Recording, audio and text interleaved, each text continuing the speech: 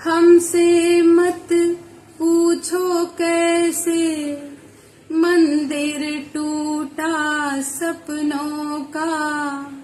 हमसे मत पूछो कैसे मंदिर टूटा सपनों का।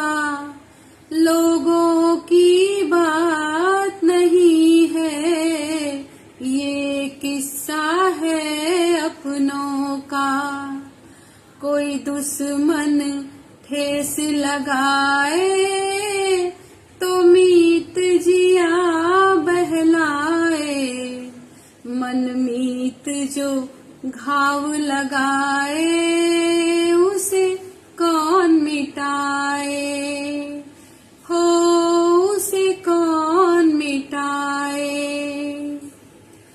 हेलो गाइस, आप सभी को नमस्ते।